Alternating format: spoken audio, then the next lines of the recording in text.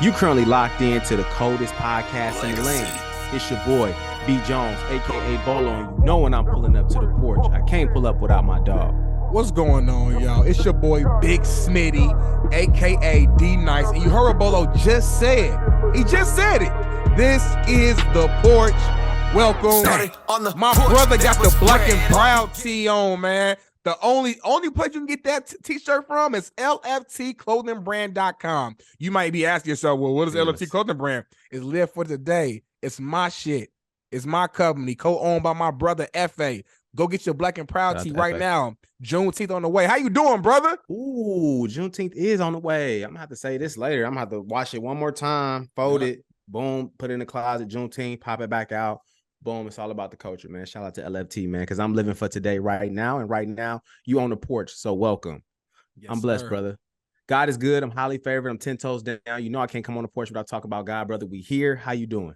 Man, hey, I feel the same, man. God been blessing me, been blessing us with so many opportunities, man. And just like, for me, like, what's on my mind right now, Bolo, is just continue to be patient. You know what I'm saying? Like, patient is the word that's been floating in my head, man. I wanted to bring it to the porch, man. So, like, whatever you going through right now, the journey, I know it's tough. I know you're trying to focus on that end goal at the end and that sunlight at the end of the tunnel, but it's really beauty in the struggle. It's really beauty in that journey. And when you get to that end goal, you're going to be looking back and laughing about the moments and the steps it took to get to that point. And you're going to be wanting more. You're going to be talking about the old days and how you wish you was back then. So I'm trying to be more patient and not so worried about where I'm trying to get to and be thankful for where I'm at, because where I'm at is further than I used to be. That's all I wanted to say, Bolo. Damn.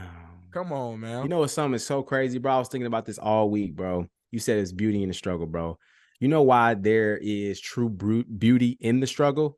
There's true beauty in the struggle because only you know what the true success will look like. So niggas, you know, we be grinding. We get into it, boom, boom, boom, but only we see the finish line. People who watching, they don't see what we see. You know what I'm saying? So that's why they define it as true beauty in the struggle, because only we can see what that true finish line look like. So it is true finish. It's true, man. It's true. Yes, sir, beauty in the struggle, ugliness in the success. Come on now. Who do you is? J. Cole, boy? I'm about to roast you on the porch. Shout out to J. Cole. We didn't get J. Cole on the porch, man. And speaking about beauty in the struggle, I was struggling a little earlier today before I hopped on the porch. You see what I got on, man? We both rocking that LFT. I got on that LFT original hoodie, but that's not what I'm talking about right now. I'm talking about that work that I just put in. I just came from the gym. I've been sweating. I did a full body workout. I did my deep split squats. I did my my pull-ups, my dips, bench press. I hit 315 for one. Lightweight, leg extension, leg curls. And you know what really gave me that fuel and that energy and everything I needed to prepare for that hard workout? Rain Body Fuel. I'm talking about, the best drink to prepare for your workout. You need that energy. You need that plant-based energy. You need all your electrolytes. You need all your healthy protein, all your healthy caffeine, no added sugar, 0 added sugar. No sugar? They ain't give you no diabetes, but don't let that fool you though, Bolo. Because ain't no added sugar, the flavor's still there, because the one I had today was that grape. Oh, man, you know I love that grape. I ain't trying to be a stereotype. I know I'm a black man, but I'm going to keep it real. I love me some grape. And they got this good. Let me look it up real quick, because I had the flavor right here. Yes, that 0 sugar, high fructose corn syrup. Harvest grape is the proper name. Oh, my God. If you ain't had that Rain Body Fuel, what is Body Fuel? Rain, and I ain't talking about rain. I'm talking about like purple rain. I'm talking about REIGN rain. So man, you got to work out. You trying to get to it, man. Don't put anything in your body. You don't put any type of liquids in your car. You don't put bad gas in your car, do you? So why would you put bad fuel into your body, man? Get that Rain Body Fuel. This is not even an ad, y'all. I'm just keeping it real with you. When I like a product and a product make me feel good inside and out, I gotta shout them out. So shout out to Rain Body Fuel. Hey, man, get your drink. Rain Body Fuel. What's it called again, Bolo? Rain Body Fuel. Come on now. Purple rain. Legendary, man. That's for your time, Bolo. That's for your time. Way before my time, but somehow it just came to my generation and still is a classic. So you can't knock me for, fucking with Prince, man. Shout out to Prince, man. Fucking Prince, legend. Man. Legend, man. And speaking of a legend, LeBron James and my Lakers got swept in the Western Conference Finals. First of all, before we go in, gotta shout out the Lakers. I did not think they were going to make it this far in the first place. Obviously, I mean, the way the season was going for a while, didn't even look like we was going to make the playoffs. You know what I'm saying? Let alone make it all the way to the Western Conference Finals. So shout out to the Lakers. Shout out to Rob Pelinka. Shout out to the entire organization for making the proper trades and getting the proper role players to make a run. But when you're part of the Lakers organization, it's all about getting rings. It's all about championships. It's all about, come on now. It ain't no participation trophy. It ain't none of that. You either win a ring or you took an L. And we took a big L. We got swept. As a Lakers fan, I think it was embarrassing. But I want to ask you before I go in, do you think that getting swept actually affects LeBron's legacy? I think this late in his career it does. Now it's tough being the GOAT. And I'm calling LeBron the GOAT because LeBron is the GOAT. He is the all-time scoring leader. He has played for 3 organizations and won a championship at all 3 organizations. He's done a lot for the sport of basketball, and he's 38 years old, right? So I'm not curating excuses for him, but at the same time, I think he definitely deserves his just due. And, you know, I think the world just kind of turned their back on him yesterday, you know, seeing that he lost. And you the GOAT. So if bad things happen, you know, typically you're going to fall on the sword regardless. Like, you're going to be the guy that everybody's going to blame for, you know, losing the game, despite you having 30 points in the first half. You know, at the same time, being this late in his career, trying to, you know, capture so much, you know, with that small window that he has left, being 38, it's just like when you're headed out the door, you want to leave on a good note, you know. So sometimes people only remember what you've done for them lately, right? So I think if he doesn't leave his career with the championship ring, then obviously this is going to be the last thing that everybody will remember is him getting swept. So it's going to definitely play a big part in his career. And I can definitely see people throwing this into an argument when it comes to debate of like, who's the actual GOAT, because people will say so-and-so never got swept. So-and-so never got swept. Right. So now this is just more of a ammo that people will fire off when you're talking about the best player to ever play the game of basketball. So I respect that, Bo. I respect that. I mean, you start off your argument a little wrong by saying LeBron was the GOAT, but that's neither here nor there. I'm a Chicago guy. Look. That's what I'm saying. I'm a little shocked. Chicago guy. Like but I'm understanding too, though, in my generation of basketball right now, though, LeBron's my GOAT. You know what I'm saying? Like he goated. He's going down. He's going to be there forever. But LeBron James, I watched this man break a scoring record. You know what I'm saying? And I watched him do a lot of things where I just feel like, me personally, I am more connected to LeBron because I'm able to see it and witness it and understand it at my age now versus that guy. You know, I was 4 years old. You know what I'm saying? So I seen highlights, and people my age don't cap because you ain't see Michael Jordan on TV like that. You know what I'm saying? If you under 30 years old, you ain't really see him get down like that on the court. I really understand it at that point. So don't even cap. So I'm saying LeBron's my GOAT. You know what I mean? Even though I got love for the city and I love Jordan. So let's just make sure that that's clear for my listeners. Hey, I respect that, man. Kobe Bean Bryant's my GOAT, so we can argue about that all day. That's real. But to answer the question, does getting swept hurt LeBron's legacy? I know y'all probably think I'm going to go in on LeBron, but I actually don't think it hurts his overall legacy. Yeah. But it does hurt his Lakers legacy. True. He's been with the Lakers for, I believe, this finishes 5th season, if I'm not mistaken. 2 years he missed the playoffs. Obviously, different factors. I think LeBron was hurt 1 year. AD was hurt 1 year. Nevertheless, he missed the playoffs. 3 of the years, obviously, he made the playoffs. 1 year, they won the championship in the bubble. Some people don't give that full credit. Mm-hmm. You know, I'm one of those guys where you control what you can control. I can't take it away from you. Everybody was in the same environment. But if I'm being real, it's not the exact same as a regular like championship with fans and things like that, travel and all that. But again, it's not LeBron's fault. So he did his job, got a ring. Kudos to you. Kudos to the Lakers. The next year in the playoffs, you got eliminated, I want to say, in the first round by the Phoenix Suns. And then this year you get swept by the Denver Nuggets. Now listen, the Nuggets that's a bad team right there. When I say bad, I mean boys. Bad, like good, like great. Boys, man. We all slept on the Nuggets. Even though they were a number 1 seed, none of us really, really believed in the Nuggets unless you're from Denver and you're already a Nuggets fan. A lot of people was like, listen, they've been good for years, but in the playoffs, they got to prove it. We all said the same thing. So we slept on the Nuggets, and they've been proving us wrong their whole entire playoff run. And shout out to them. But to get swept with the purple and gold on in the Western Conference Finals, I don't think the Lakers have been swept in the Western Conference Finals since like the 90s. It's the 90s. So it's like you couldn't get one win in. You the GOAT. You couldn't muster out one win. And I get it. Last night, game 4, he balled out in the first half. I think it was like 31 points in the first half. But in the second half, understandably, it's 38. That tank ran out of gas. He ended up with like 40 points, but he got really quiet in the second half. He didn't even come out of the game in the first half. He didn't. He didn't, bro. Like he played. I don't really know the coaching behind that.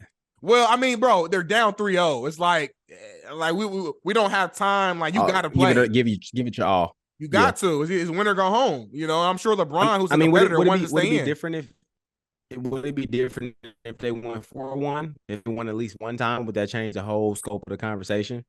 It would be, bro. Yes, I ain't gonna lie. I know it seems crazy, like it's one game and all that, but like a gentleman's sweep looks a lot better than just getting swept. Just boom, boom, boom, boom. Get your ass kicked all throughout the door. You know what I'm saying? So it's just a bad look. You know what I mean? When you have the purple and gold on and when expectations are very high. And LeBron put his expectations on himself. He said in a post-game conference that, listen, I'm at a point in my career where I'm not excited to play in conference finals. I'm all about playing for championships. So if I'm not playing for championships, I'm going to be upset. So shout out to him for taking ownership and admitting that this was a failure. So again, he's been in the league for 20 years. I don't think anything at this point is going to truly negatively affect his overall legacy because I believe wherever you have LeBron at is where you have LeBron at. I have him as at number 3, all time. I don't really see like my top 5 list right now is Jordan, Kobe, LeBron, Kareem, Magic. So Kareem and Magic can't pass LeBron up. They're 4 and 5. They can't. And they've already retired, so they can't pass him up. So I don't really know what he could do to really, drop down a spot because we already have 20 years of information, 20 years of facts, 20 years of greatness. So getting swept at this point isn't going to tarnish that. You know what I'm saying? But winning a final could improve him. And I do think, and it's my first time I think saying this maybe publicly on a podcast. If LeBron would have won the finals this year, I would have. I would have been.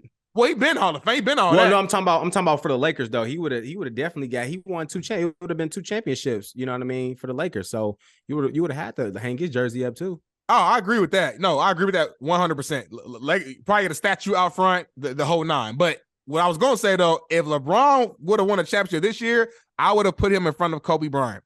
And y'all know how much I love Kobe. And I've been anti-LeBron this my whole life because his fans get on my damn nerves. But I have to be real. When I'm watching sports, I'm a part of the sports. I've been doing this my whole life, and I gotta watch the game and be honest.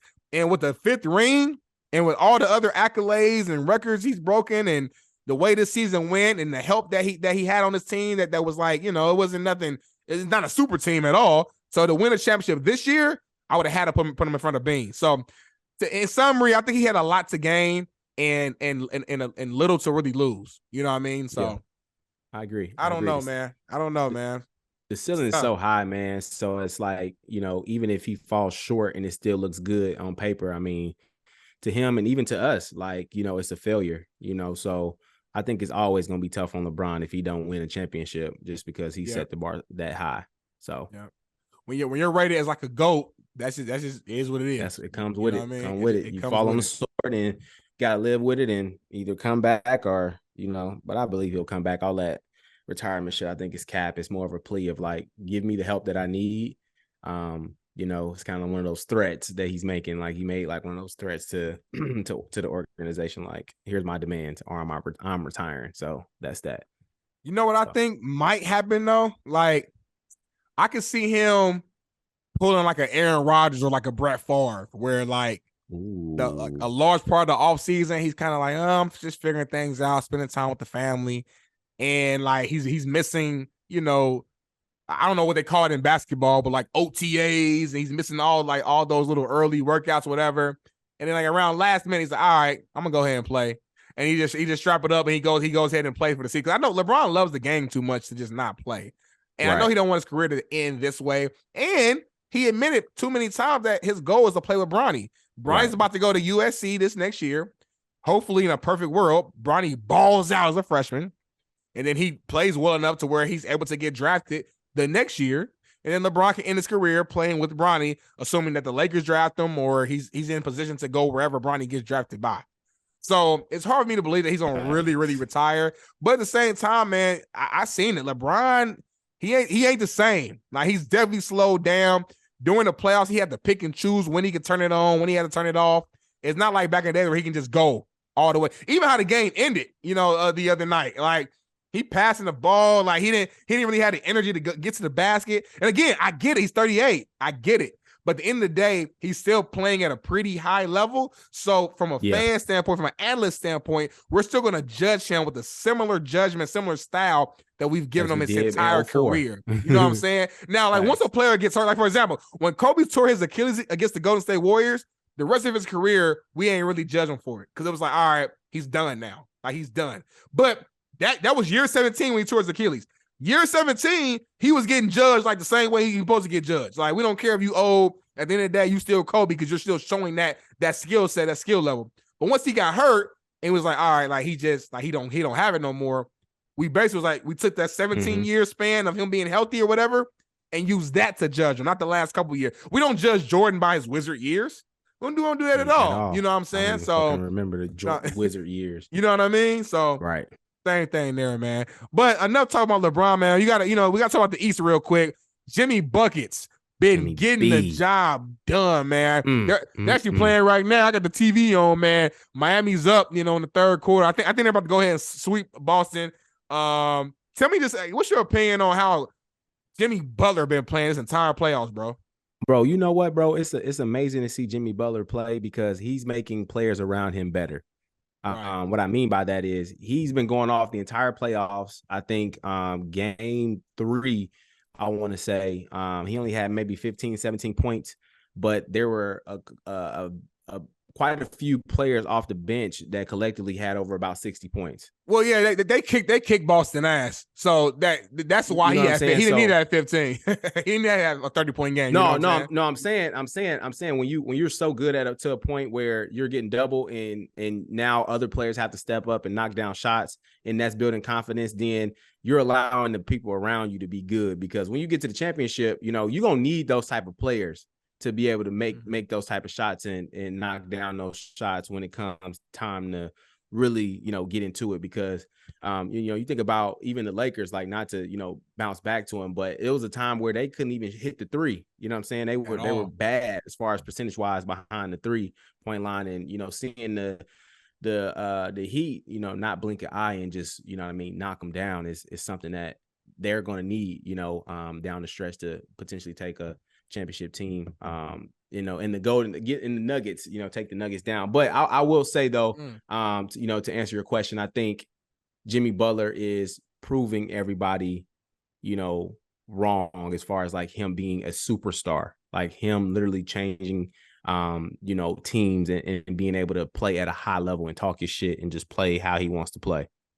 Yeah, I agree 100%, man. Jimmy Butler just a dog, bro. He just epitomizes a dog. And he just grinds. Just a hustler. He ain't he remind me of myself. I'm not even trying to be funny. When I think about my sports career, like, I was a guy, I wasn't always the fastest. I wasn't the strongest. I wasn't the biggest. I wasn't the quickest. I wasn't even the smartest.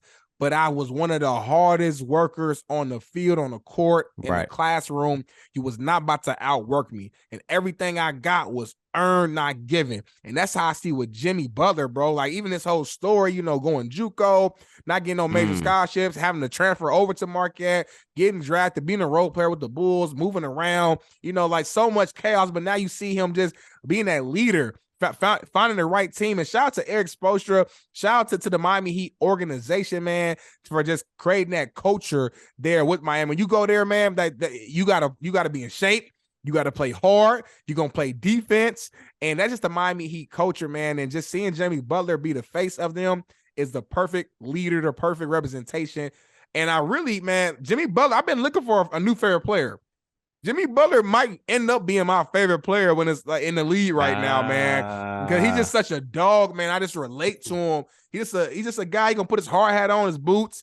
He's physical. He's tough. He ain't backing down from no smoke. No smoke. Nobody. Jimmy wants all the smoke, and I just relate to it, man. And I appreciate it. And man, this has been. If he ends up winning the finals and finals MVP, this will be one of the greatest overall playoff performances to me in NBA history, man. So shout out to you, Jimmy.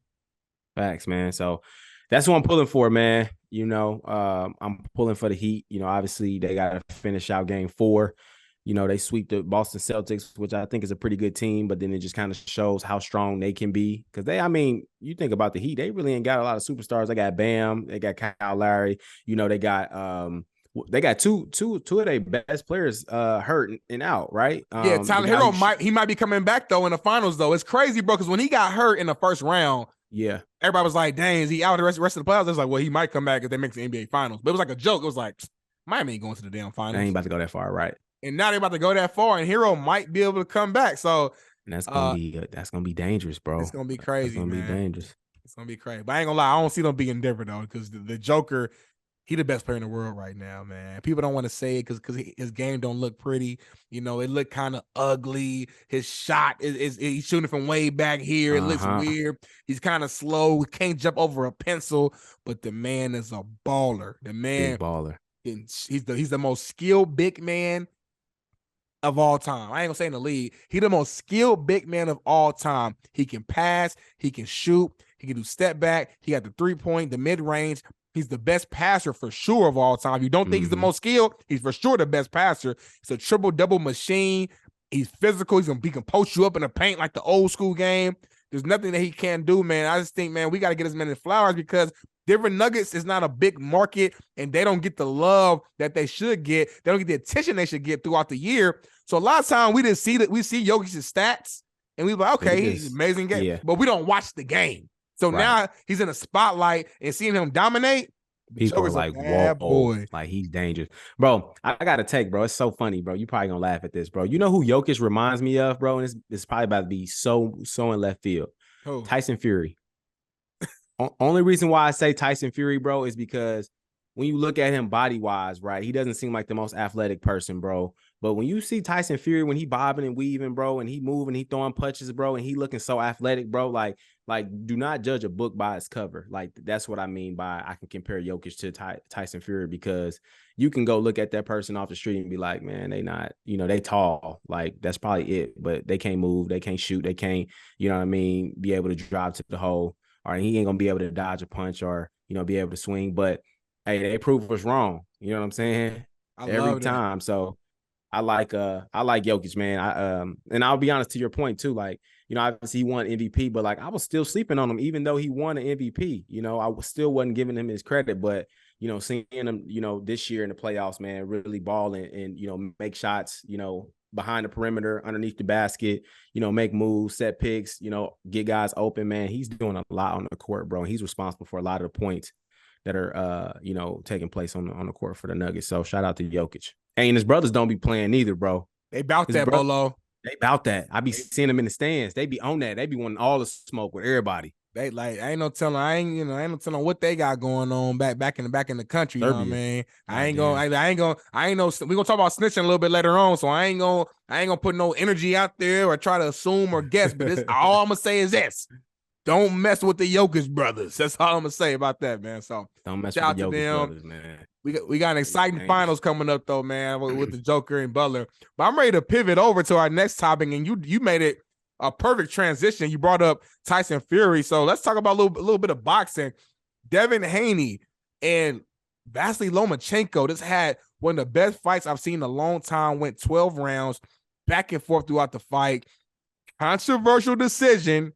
Devin Haney won by unanimous decision, which means all three judges picked Devin Haney to win. Even one judge had the scorecard 116-112, which in like sports terms and basketball terms, that's like you just getting your ass kicked, like a 20-point win. You know what I'm saying? So it's like the fact that someone sold the fight that way, a judge saw the fight that way, had people on Twitter, online, people at the fight going crazy, man. I talked to my guy Steve Kim. He's a boxing analyst over on the other show I do, Coach JB show, morning show, man. Make sure y'all tune in.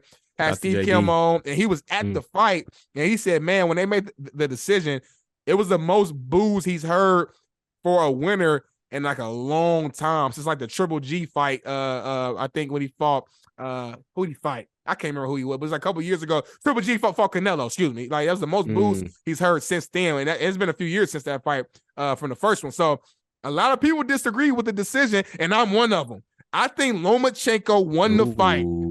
At the end of the day, Max Kellerman, he said it first. This is one of his things that he goes by, and I think it's beautiful. When you watch a boxing match and you want to know who won, you ask yourself this question: which fighter would you rather be? I would rather be Lomachenko. Why? Because he took less punishment.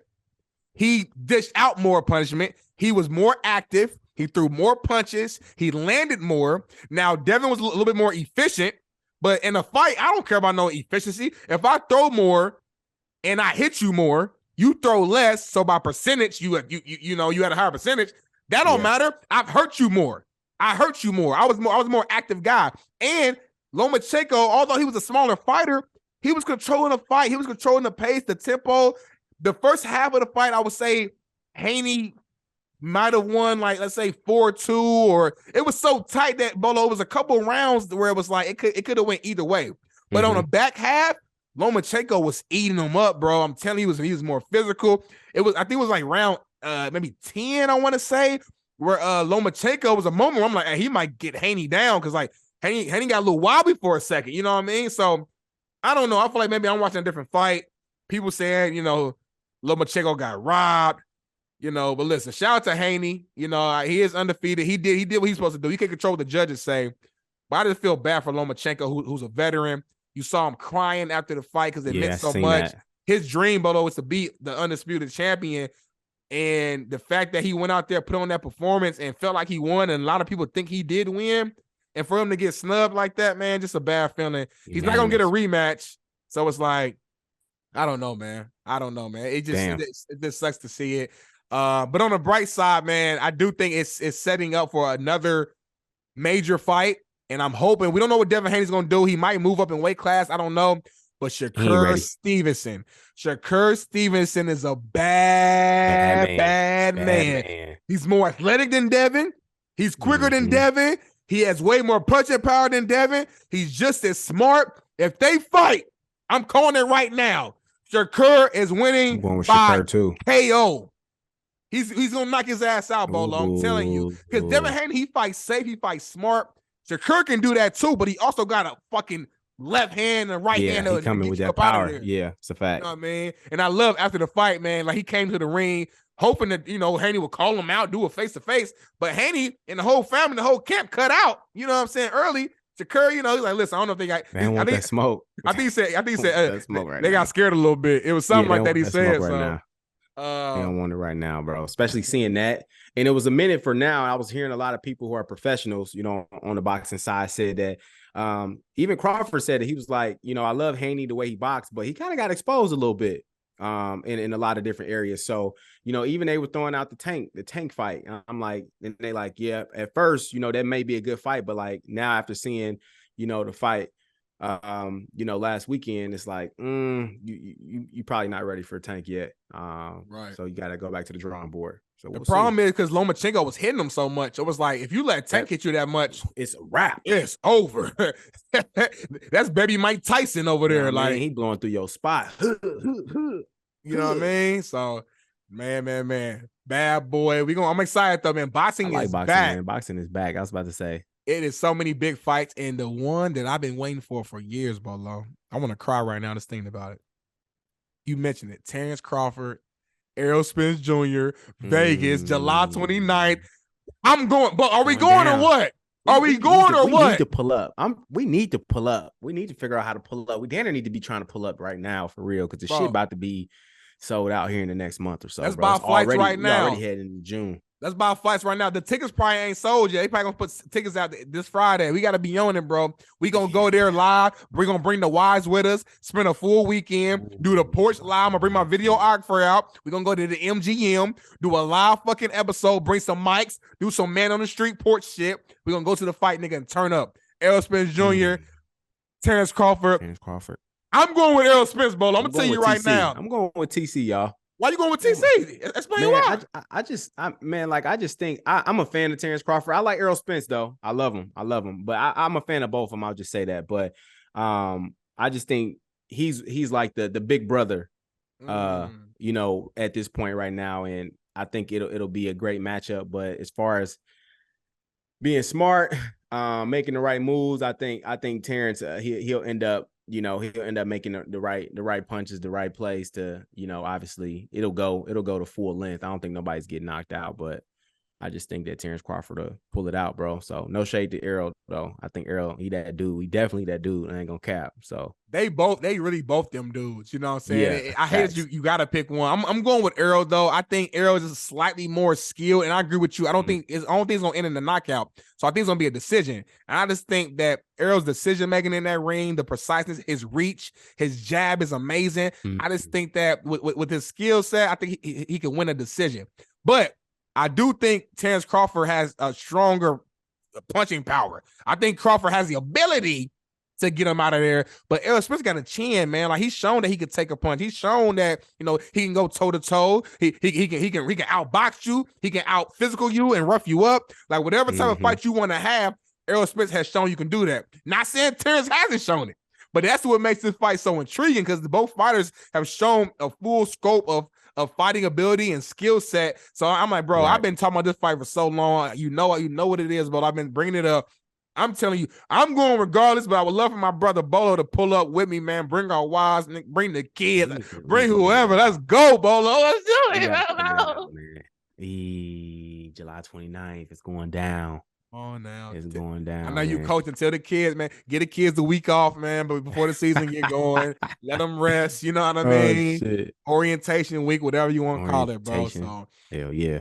Definitely want to hear from the Porch family though, what they think, you know, about the fight. Let us know in the chat. If you watch this on social media, comment below. If you on caffeine, who you got, Terence Crawford or Errol Spence Jr., man? If you're gonna be at the fight, hit your boy up because I'm gonna be there. I don't know Bolo gonna be there. I'm gonna be there. Pull up. I'm gonna be there in spirit. I ain't talking about the flight, but I'll be there in spirit. Oh man, I love it, man. But man, that's it for the sports talk, man. I think it's time to transition to some Porch news, Bolo, man. So much has went down over the last like week or two, a couple days. So many topics, bro. So I'm just excited to hear from you, man. What do you think? What do you got for us for Porch news today, Bolo? So y'all, in Porch news, y'all, we got a couple things, y'all. So we're gonna start off with Rubi Rose. So if y'all been watching online, Rubi Rose says that she likes men who don't like her back, and when they do, she becomes uninterested. So I guess what's your thought on this? Because I don't understand it, women. You guys say chivalry is dead. Right. There's no more good men out here. But then people like Rubi Rose speaks, you know, on behalf of, you know, women and say like, hey, I do like when people are mean to me. But then when they're nice to me, then, you know, I'm not interested in them anymore. So what is your thoughts? What is your feeling like? Women, what do y'all want? Because it's confusing to a lot of these brothers out here. What you think about that, D-Nell? What you really want from a nigga? Somebody let me know. Bro, I don't know. Rubi Rose, what are you talking about? You like when somebody don't like you. And as soon as they start liking you, you stop liking them. If that ain't a mind fuck, I don't know what it is. I hope she playing around and this is just clickbait because I need more context, Rubi Rose. I don't understand. So if a guy wants to be with you, what's the game plan? Like, should he just be an ass to you, be disrespectful? I really like you. Fuck you. You know what I'm saying? Like, make it make sense. I just hope that there's no other woman out here, you know, looking at that as I want to be like her. I want to mimic the exact things that she's doing because I'm gonna tell you right now, ladies, you're gonna be single forever. And you're gonna get dogged forever. All right, because I know y'all say men ain't shit. But if you let a guy treat you like shit, he ain't gonna never treat you good. He always gonna treat you like shit. I'm Mm. just letting you know, and that's coming from a guy. So Real game right there, man. Real rap, real game. Keeping it a beam, man. But nah, like I just think it's weird. I really I wish I could have her on the porch and just get more context, because like I'm really in disbelief. That's my initial feeling, my reaction. It's like, what do you want a man to do then? What do you want him should I like, you gonna be single your whole life then? If you want a guy to not treat you well, to not like you. I mean, I get like playing hard to get a little bit. I understand how that, like they're fun in the chase. You know, when you're trying to get something, or somebody's trying to get you, that part can be fun. But at some point, you got to be an adult and you got to actually be in the relationship. And at that point, as a woman, you want to be respected. You want to be liked. You want to be, you know what I'm saying? So I just don't understand that, Ruby. And I got a question for all the ladies listening in. Is this how y'all really feel? Is this how y'all really get down? Or is this like a Rubi Rose specific trait? Let us know, because I'm confused as hell. Bro, you know what though? I will say though, I do have a couple female friends, and you know how you just try to put them on, whatever. And I've heard a few situations where women have says like, yeah, he cool and all, but he too nice. I have heard that. I have heard that. So I don't know if she means it like that, like, you know, hey, like he really too nice. Like I kind of like sometimes, you know, people who are a little rough around the edges or whatever. Kind of goes with that that ugly cute thing that women talk about a lot too. It kind of plays a factor, like, you know, they don't want somebody, you know, and the world is different now. You know, obviously some women love coming home, getting your feet rubbed, and, you know, people love like the nice text messages and I'm thinking about you, but there's women out here who really don't like that shit. Like, you know, don't be telling me all about, you know, rose petals and rubbing your back and rubbing your feet and all that shit. Like some women don't want to hear that nice shit. So, I mean, I guess it's to each his own, you know, but, you know, like I said, you set the expectations for yourself. So if you have those low standards and you get in this situation with somebody, don't expect them to change anything, you know, once you get in that relationship, because the bar is already set. So that's going to be that. Right, man. That's a fact. But I'll just say this, Bolo. I'm just happy that I'm not a single man during this time, bro, during this age. Because I wouldn't know what to do, what move to make, how to approach you. Should I be nice? Should I disrespect you? Motherfuckers. Like, I wouldn't know what to do, man. So, hey, all the single brothers out there, man, I feel for you. With y'all. I'll be with y'all on the porch. Keep trying. There's somebody out there, but it probably ain't Rubi Rose. Hey.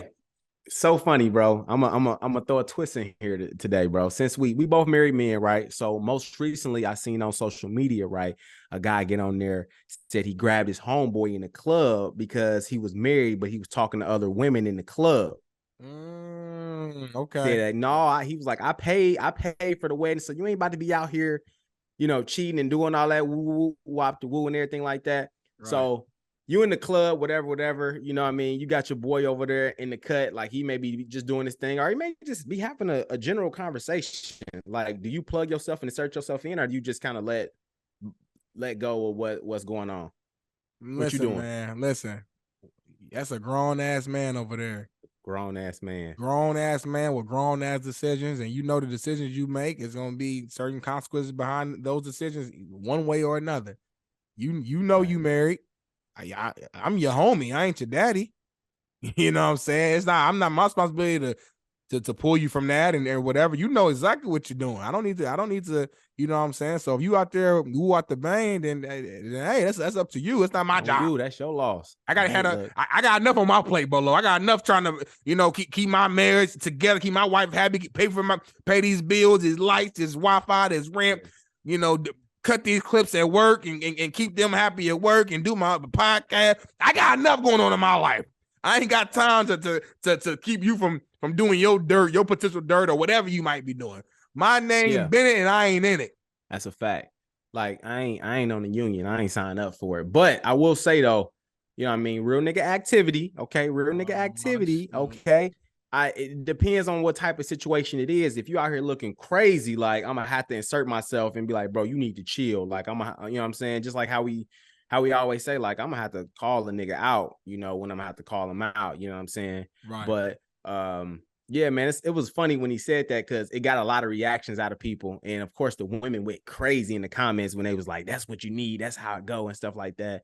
But it's just funny how the shit just be so like the double standard just be there all the time because you know women get hit on all the time, bro, and they have those conversations in the club and whatever. But I just think when you're married, though, I think it's still cool to have a conversation with people, though. You know what I'm saying? Yeah, no, for You know, sure, bro. I ain't got nothing wrong female with that. friends and stuff like that. You gotta think, you go to work, you're gonna be women, there's gonna be men there. I'm supposed to like not talk to the women and not be cool with them because like I'm married now. Like I'm going to the homegirl wedding. Me and wifey going to my homegirl Shay. Her and Trey getting married out in Connecticut in June. Shout out to y'all, man. And yeah, we like that's the homegirl. Like it ain't no funny business, nothing like that. It's like we human. You're gonna have human interaction. That's another reason why I'm saying, like, yeah, if I saw the homie talking to a woman, I'm not gonna just assume they're on BS. Like just because you talk to a woman don't mean you over there doing stuff. So it's not my business to go over there and jump in and be, hey, what are you doing? Like, nah, bro. Like, he grown. Whatever the conversation they having, I'm gonna assume the best. I'm glass half full. I don't assume the worst. So they could be talking about business and how to get some brand sponsorships for the porch and get this money going. I don't know what they're talking about. No, for real. So hey, so we definitely want to figure out what y'all think about both of those, man, because it's really funny because how people think, because there's a lot of mixed comments that I was reading when I actually seen that post. So in other porch news, y'all getting into this. So obviously we just most recently heard about a family members of a deceased man. They issued a PSA that his girlfriend and his side piece cannot attend the funeral because they cut up all weekend on Twitter about who he really loved. All right. So Porch family, we gotta ask you, if you were married, right, and your significant other, right, your husband or your wife dies, right, can the baby mama, can the side chick, can the baby daddy or the side dude come to the wedding? I mean, come to the funeral. I'm sorry. This is the wedding, boy. I was like, sheesh. I mean, come to the funeral. Oh man, that's such a complicated like question right there. I'm gonna say yeah. You know why? Okay. Because a funeral, it's not about the people who are alive. It's about the person who's gone. And whether we like it or not, those side pieces, that side dude, side girl, whatever, they were a part of that man or woman who's no longer here, their lives.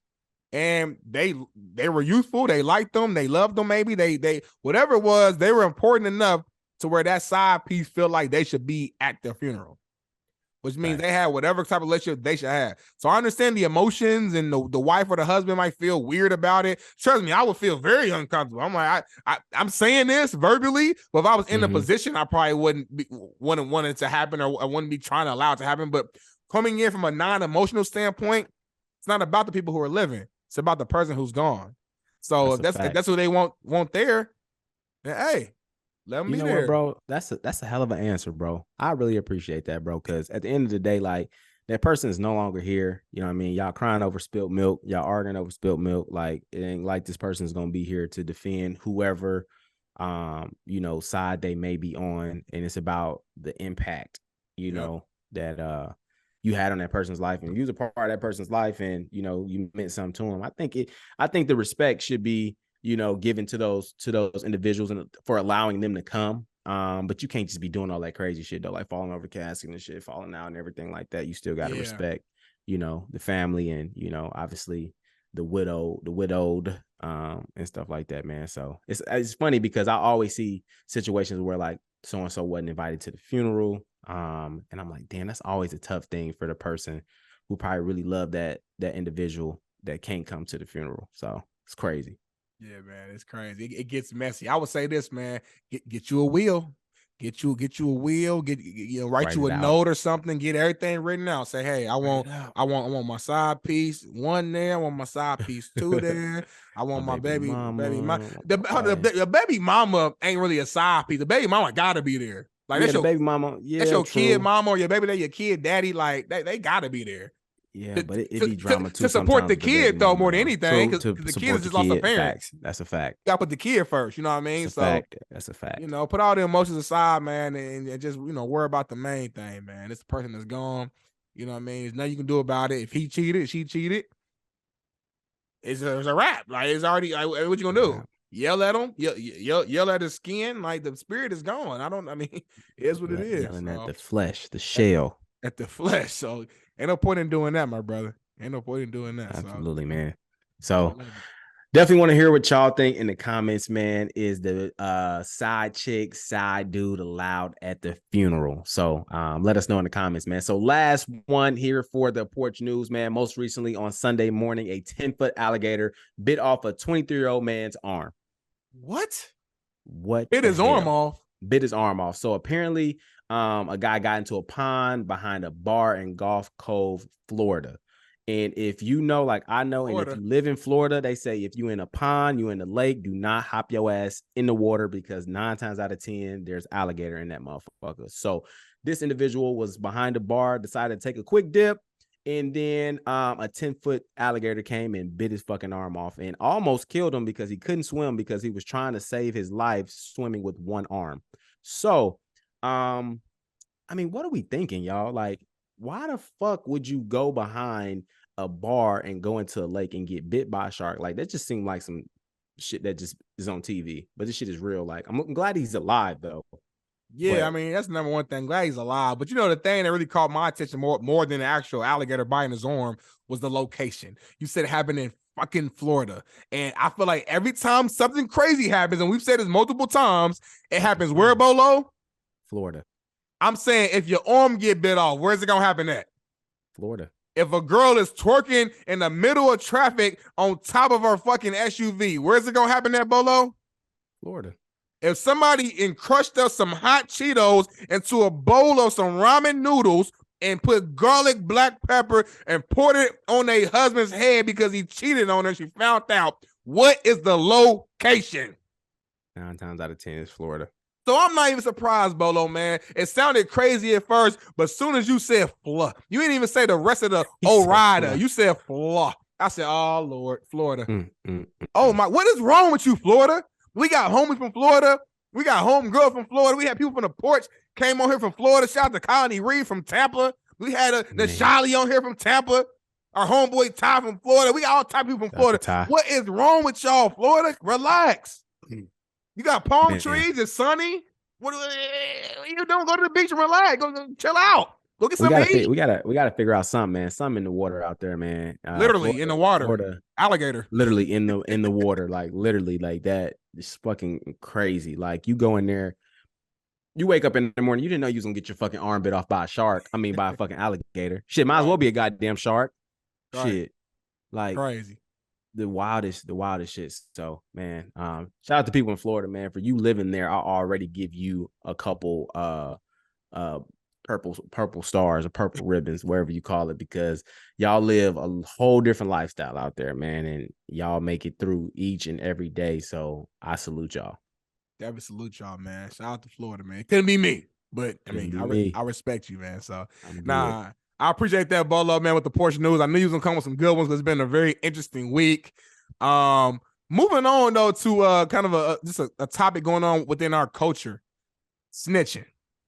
So we know Gunna, you know, the whole story with the YSL, you know, Young Thug's in jail right now, and they're facing this RICO charge. Gunna was in jail, but video leaked a couple months ago of him allegedly, to all our eyes, looks like he was snitching, you know, on Young Thug. And recently I saw a few posts. I saw Weezy, who would produce most of Gunna's biggest songs, said he's no longer working with Gunna anymore. Lil Durk was getting interviewed and said, you know, that he hates rats, you know what I mean? So it kind of brought to my mind, Bolo, just like the word snitch and just how big of I guess snitching has become and has always been within our culture. And I guess my question for you is, Bolo, just initially, what's your take on snitching? Like, and why do you think it's such a big no-no, a big red flag, a big like just negative thing that's within the Black culture? I think for us, man, I think there's a misinterpretation of what snitching actually is. You know, what people naturally think is snitching is just telling on somebody, right? Obviously growing up, you hear it all the time, like, you know, why you telling me, like, you snitching, whatever, right? But the biggest thing though, in what people always say, like that cliche term of like, if you throw a rock and hide your hand, right? And then, you know, you see somebody else do the same thing and you tell on them, then that's snitching. Right.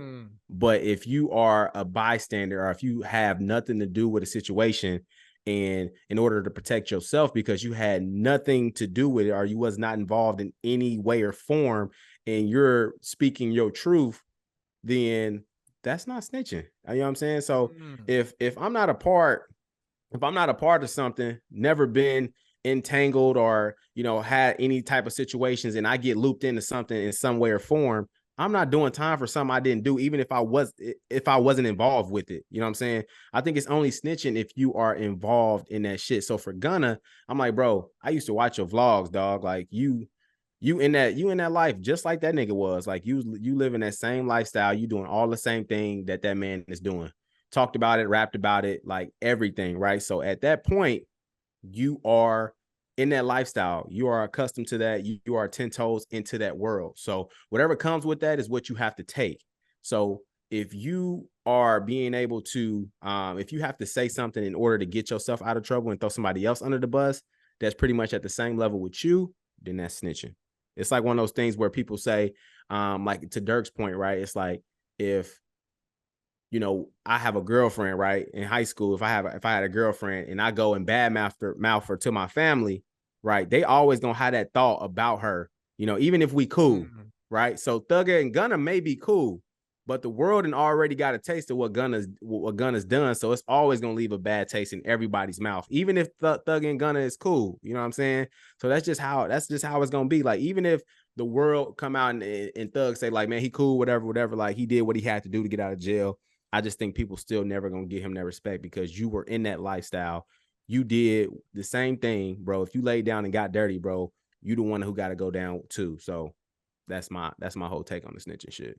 You said that perfectly. I mean, I really agree with everything you said, honestly, man. Because like I'm the same way. Like if you're an innocent bystander, just somebody who doesn't do any crime, you just so happen to be at the wrong place at the wrong time, and you so happen to tell or something, like I don't really look at that the same way as someone who's participating in the activity. Y'all, because the thing, when you participate in the activity, that means y'all agreed on this activity. Y'all knew the risk. Y'all knew that you could potentially get locked up or even worse. So when that happens and you get locked up, how you gonna, like, we agreed to this? Like your word supposed to be bond. You know what I'm saying? Like what did you want? Like we looked each other in the eye, we shook on it. We said we gonna do this. We know it's wrong, but we gonna do it together. And if we get caught, we keep our mouth shut. So for you to tell, it's like, what? You know what I'm saying? So I it's hard to respect somebody just on a level. Like, you can take snitching out. Take it back to the old days. Like, men we didn't have no actual physical contracts back in the days. They would look each other in the eye and shake hands. And it was a respect. Word is bond. So that's, I think, where it stems from in a sense, that same energy. So that's the main thing. But to going back to the innocent bystander, though, that's where it gets tricky. Because some people don't agree with this, bro. Some people say, nah, if you tell, that's just snitching. I don't care if you're innocent bystander. I don't care what's going on. I don't care, you had nothing to do with it. That is snitching. But I'm with you. It's like, why would I go to jail for something that I ain't no responsible like with? I ain't nothing to do. No affiliation, no gang, no nothing. Like you said, I just got caught up at the wrong place at the wrong time, and my hands are completely clean up everything, bro. Mm-hmm. Why am I taking the fault for something that I was not responsible for? If I ain't never sold drugs, if I ain't never been responsible for, any organized, crimes or anything like that, bro, I am not setting myself up for failure, bro, for somebody else who's clearly doing the wrong. And that's just me. Like, I don't give a fuck what people think about it, bro. Like, you a goofy if you ain't did shit and you ain't a part of shit, but then you just gonna take a fall for nothing. You know what I'm saying? Like, and my thing is, like, bro, like, so if you see somebody, even like, let's throw an example. Let's say you're an innocent bystander, but like you outside and you see somebody get like gunned down or something, right? Or hit by a car or just something like that, like a hit and run. Are you just supposed to just see it and just like, okay, it has nothing to do with me, I'm just gonna ignore it?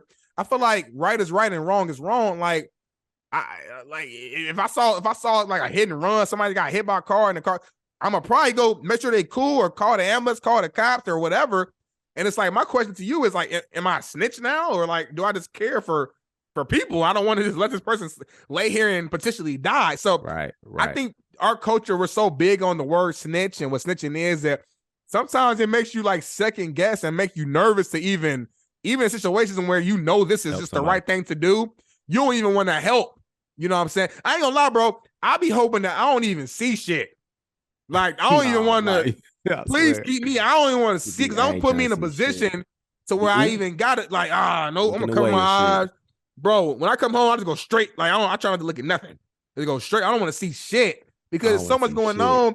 And it messes with your mom, Bolo, where you like, man, like, am I doing it? Is this wrong? Should I say something? If I do say something, am I snitching? Well, I don't know the whole story, so maybe I should just stay out of it. And maybe, you know what I mean? So much that goes through your head. So it's like, he's like, I don't know. It's tough, man. But, you know, I agree with your overall theme that, like, at the end of the day, if you participated in the action and you tell somebody, that's snitching. If you had nothing to do with it, you're just an innocent bystander, then you're not a part of that life. So you have different rules. The snitching rules don't go for everybody in the whole entire world. They go for people who are in that life. So that's what it is, man, for sure. You know what I mean? Definitely, like I said, you want to hear from everybody. I feel like snitching is just such a big topic in our culture, my whole entire life. And it's something that I'm just really, interested in too, bro. So absolutely, bro. Another culture topic, man, but before we kind of, switch gears here and get off here, I wanted to talk about this post I seen from high school basketball player and star Mikey Williams. So recently he came out and said that he believes that TikTok can teach you more than school can. Now, Bolo, we've had a ton of like discussions about social media, the power of it, if it's good for you, if it's bad for you, etc. I got to ask you this. Do you agree with Mikey Williams? Do you believe that TikTok can teach you more than school can? It's tough, bro. It's tough because for my people who watch TikTok has gotten to a point where you can probably put in anything and figure out how to do it, how to make stuff, how to cook, how to invest. There's a lot of things. So Mikey's not totally off from the truth as compared to like what the curriculum is teaching and what TikTok is having. It sounds crazy though, but just by it being a part of social media, it just makes it that much more just crazy for him to say because it's not a institution and it's not, we're just wired, right, to think that an institution, organized education is what's needed, right? But I'm going to go ahead and say that I think a lot of people probably will learn more on TikTok than they will in school. I say that because TikTok can teach you a lot of things that can just help you in life right away. TikTok can help you with a lot of things that can help you survive in certain areas, right? It sounds so crazy, but from washing clothes, from folding, how to organize, right? How to clean or things to buy. These are just some of the life practices that we go through on a day-to-day basis that just teach us how to be, good human beings. So if you find the right videos on TikTok, it will teach you a lot of things and teach you a lot of good habits on how to, maybe invest or like I said, how to cook. And, school, it goes through its proper channels, math, science, social studies and, all those, the 5 main courses and things like that. So I think it's good to know history. It's good to know science. It's good to know math, right? We all need to know math because we want to figure out how much money we're going to make, right? So to a certain point, you do need school. And obviously in the world we live in, especially in America, education is the biggest thing because that without that degree and that piece of paper, sometimes it does limit you in our world in just the smallest sense. But if we were to just get rid of that, though, I do think visual and being in the generation we are now, people are more receptive to learning that way than in a normal classroom. So. Bo, I did not think you was going to go there. I thought we was about to be on this thing arguing because I actually agree with Mikey as well. I do believe that you can learn more on TikTok than in school. But like you just listed out, I do think you still need school for the basics, just to kind of like the basic foundation of math, social studies, science. But for the real world stuff, how do your taxes? How the best way to save for a house? How to buy a house? What's the steps to buy a house? Like, I didn't learn none of that in school. School didn't teach me none of the real life stuff. Like, I had no idea how to do my taxes my first year out of school and doing my work. I had no idea the proper way to, save and what an index fund was and all these things I learned on like on YouTube videos or just social media in general. Videos, man. So it's crazy. Like you said, it sounds so crazy at face value, but I do believe once you get to a certain step, like maybe after you graduate high school, or even in high school around that age, like TikTok and social media in general, you can learn a lot. Now, the only dangerous part of that is also a lot of BS. on TikTok and Yeah, social it media. is. It So you is. got to It's have the fluff, discernment. credibility. Exactly. You got to have the discernment to know what's good, what's real, and what's bad. Because That's I a good can make point. a video right now and just say, 2 + 2 is 5, and here's why, and like make somebody believe it. So it's Yeah, like, that's very true. Very true. you have, that's the dangerous side of it. Where in school, they gonna try to tell you what's real for the most part. I mean, teachers can make mistakes, of course, like that, but the intentions are always pure and not to entertain, to educate. Social media is used to entertain and maybe to educate. So you have to be able to have the discernment between the two. So yeah. And I think our world is changing more too. As crazy as this statement will sound, but I think our world is moving towards, and it might have been like this, but this is just my thought. I think the world is changing to where people are more money hungry than trying to actually learn and get education. Right. So people are more going after entrepreneurship. People are trying to chase the dollar rather than the education, as opposed to, back in the day, it's like the education, then the money. But now people are like, okay, the education probably can wait. Let me go get the money first. Right. And social media and TikTok and making videos and things like that, and finding ways how to make more money and do things like your way is pretty much like the wave now. It's the way of life. And a lot of people are very successful from doing it now, and people are starting to catch on to it. And it's one of those things where, like, okay, who wants to go to a classroom and sit in the classroom all day for 4 years, going to debt, and then still be, not making a lot of money? Or I can just go in here, invest in, TikTok, make videos, or learn from people on TikTok who's making a lot of money, and then potentially make more money than I ever would, even if I had a 4-year degree. 100%, bro.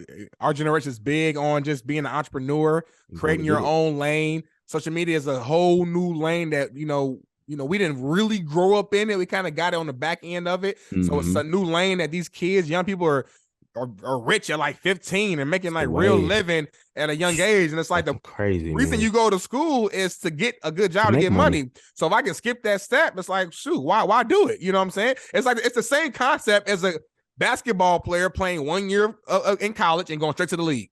It's like, I'm not finishing that degree. Only reason you finish the degree is more so because, like, okay, I started it. It's like a pride thing, or my mom was big about getting a degree, so you want to do it for her. It's like accomplishing a goal. But other than that, it's like, shoot, if I got my basic foundation of education, you never stop learning when you get done with school. You can read on your own. You can get other educators on your own. You don't have to go to school for that. And so if I'm making money, good money elsewhere, yeah, man, I think do your thing. So I mean, it's the old generation, they're not gonna like this. The old school folks, they grew up where you go to school, you work for 50 years, get the pension, but times have just changed, and they're gonna have to get over it, man. Have to get over it, man. So that microwave, it sounds crazy, but that microwave generation is here. People are making money, and they're making it fast. Yes, sir. Man. That's what I'm trying to get to, Bolo. Trying to make it fast. Fast money, but do it legally though. But I'm trying to make that fast money last. Say one more time. Trying to make that fast money last, because sometimes that fast money go fast, but I'm trying to make that fast money last. Ooh, sometimes that fast money go fast. I'm trying to make that fast money last. That's a bizarre. That boy spitting, Bolo. Shit. And speaking of boys, man, I want to end the show like this, man. This came to my head. Bolo, I'm putting a spotlight on you. I'm putting the pressure on you. Tell me, who's the most underrated rapper of all time, and tell us why. Wow. If you need time, let me know, because I can go first. You just put me on the fucking spot, bro. I'll put you on I said underrated. That means this person ain't getting enough flowers. They don't get enough love. They don't get enough talk. When we talk about the all-time greats, we talk about all the best in the world. We talk about versus battles and who should go with this. This person don't get enough love for the impact they've had on the culture, the music that they've made. Who is that guy for you, Bolo? I'm going to go with T-Pain. Ooh, would you call, you know what? I'll let it count. I'm about to ask you, does T-Pain count as a rapper? But he a part of the culture. You said rapper. Sorry. I thought you meant artist. I thought you said artist. I mean, we can do artists though, because I don't want to mess up your. Tell me why you picked T-Pain. I just think he was a part of a decade of music, bro, that literally was just awesome. Like, it was just like, I sound hella goofy. I just said awesome, but it was a situation, bro, where T-Pain was probably on every song that popped for like a decade, bro. And I mean, you could just ride to it. Like, obviously I'm not going to say, I don't really know. I'm not trying to get into that debate, but he was probably one of the real first rappers on that melodic shit where I was like, damn, this shit is vibing. Like, this shit is different, right? But he was spitting. She got the body of a goddess. Everybody know that. You know what I'm saying? Like, everything. And then and then he could sing too. And then he had the auto-tune shit. So it was a whole different, type of music that we was listening to, and it was just vibing. So I think he was getting his flowers then, but I think now that things have kind of blew away a little bit and, music is carried on and jumped into another decade, people forget who T-Pain really was. You know what I'm saying? So that's real rap, man. That's my artist. I got a rapper in mind, but I'm gonna let you go. I got two rappers, but I'm gonna start with one because I don't know if you're gonna say another one or not. So the first one I'm gonna go with is Ludacris.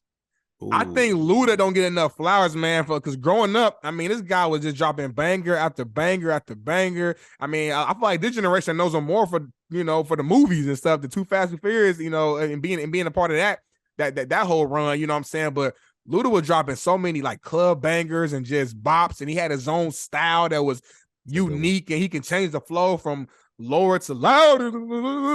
Like his voice was different, the sound was unique, and it was his own style. He didn't take it from nobody, and it's the hooks he had and the bangers. Move, get out the way, too fast, chicken and too beer, furious. Whoa, like he got hits. You know what I mean? To where I think when you look back, it's like, man, like this man Luda is a legend, and I just think that Luda is one of the most underrated, underappreciated rap artists of all time. My guy, that's a great one. That's a good one. Damn, that's tough, bro. That's tough. For sure. You know what, man? It's so funny because I just think a lot of rappers now, especially like older rappers, we talking about early 2000s, 90s, and even like kind of 2010, that type of decade too. They feel the need to always come around more a lot too. Like people like Fat Joe and stuff like that. So I sometimes think the more that they be showing up, it kind of be discrediting like their cred as far as who they are, because they still want to be like popping, they still want to be like with the new kids. But I'm like, yo, bro, just lay low, like chill, do your thing, bro, and stop trying to evolve and be like people in this new generation. You know what I'm saying? Like, you understand what I'm saying? No, I feel what you're saying for sure. I don't know if I agree with it. But I'm just saying, like, when I see them, I'm like, damn, like you was damn near cool. Now you lightweight corny now for real, just because I just be seeing you everywhere. You be doing a lot of shit. Like, bro, go sit your ass down, bro, and then pop out when it's time for you to, do your thing, bro. But like, it's so many older artists that I be seeing now, and I just be seeing them in a different light just because I feel like they just be trying too hard, bro. And I just be like, chill. Like Fat Joe is one nigga that I'm like, bro, chill, bro. Like you had a nice little run, bro. You know what I'm saying? But stop trying to keep up and run with these young niggas, bro. Like, I mean, he got to still keep making money though. Like, you gotta make Fat Joe doing podcasts, he's guests, he's on stories, he's doing all, he's doing a lot. He's doing a lot. I get it, but I mean, what you want to do? You want everybody to be like Hov. Jay-Z is like Jay-Z be like Hov. He be ducked off though. But I'm saying Jay-Z be ducked off.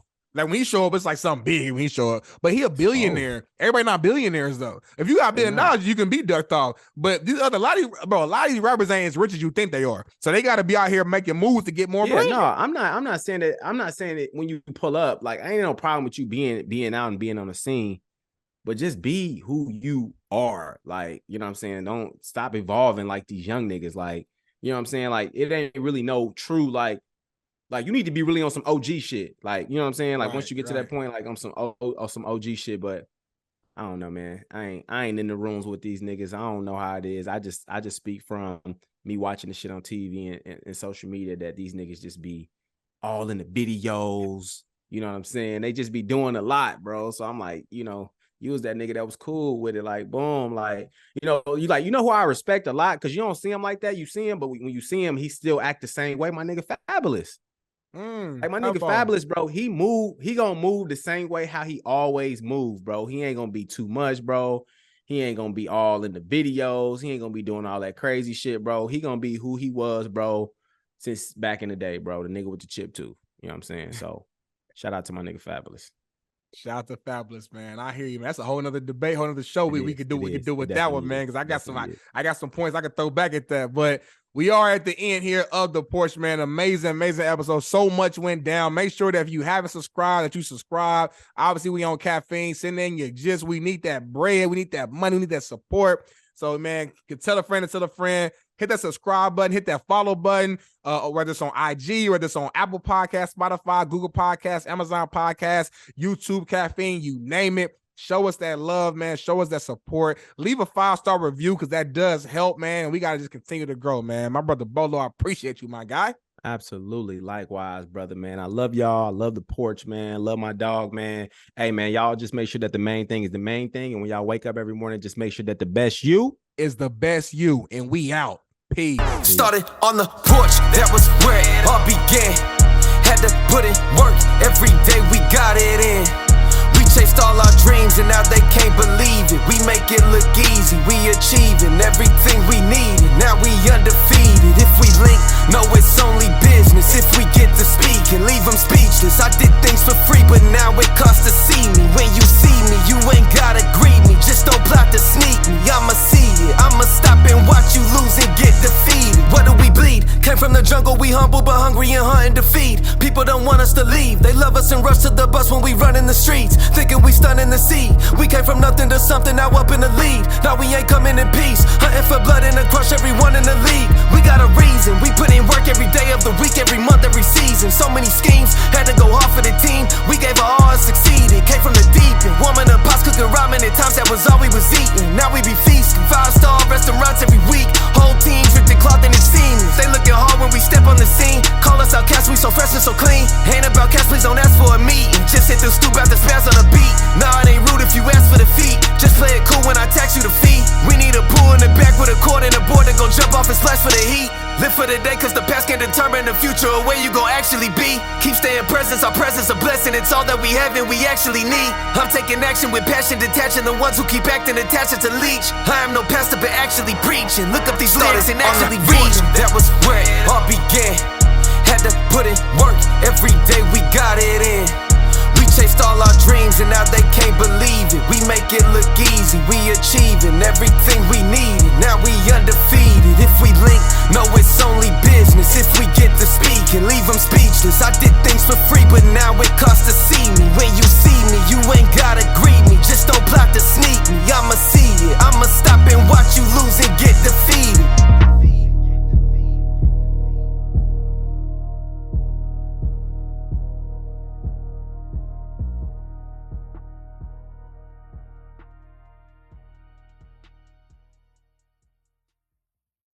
Presented by Bet Online.